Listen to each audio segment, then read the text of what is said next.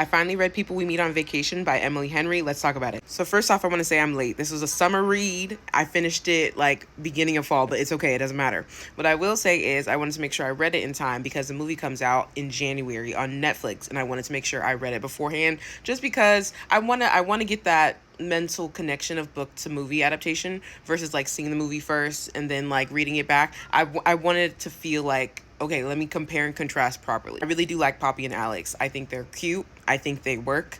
I usually am not a friends to lovers trope lover, more so because I do not like miscommunication tropes.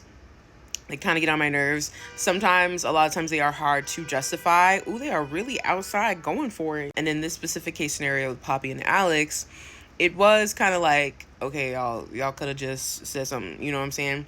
Y'all could have just admitted. But there were also some feelings involved in regards to like self, like self-love, self-trust, etc., etc., etc. What I do appreciate is that, Poppy's like, you know what?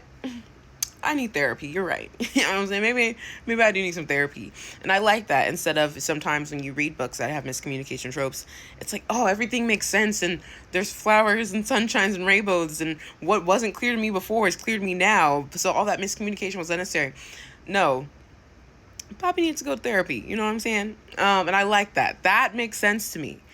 Telling herself no, she didn't deserve it. She didn't deserve to be in love. She didn't deserve to be in love with Alex.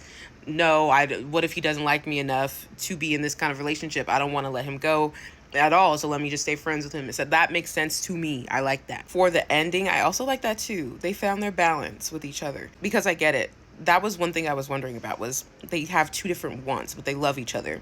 But, Alex is like, I could stay in the town, you know what I'm saying? I could chill. I'm okay with a chill life.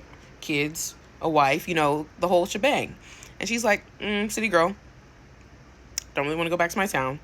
And I know that there was therapy involved with that. And she does, there's a balance there, but she also loves the city. But what I really love about it is, I love a rom-com, whether it's a happy ending or like they live together and they're happy and that's enough ending. And that's what that was. It was they're figuring it out together. We don't have to have a finalized feeling to it because there is more work to be done with them. And I appreciated that. I love a good rom-com that's still realistic, and that's what I love about like Emily Henry's books, as well as many others out there. But yeah, I don't know. I vibe with it. I would say in regards to my Emily Henry reads, I don't know where I put it 100%. I don't think it's in my tops. But one day I just need to like rank all of them and keep my ranking as because she's gonna keep releasing. So as she keeps releasing, I'm gonna keep the rankings out. But I did read Great Big Beautiful Life this past summer as well, and I would put that above A Great Big Beautiful Life. I think, yeah.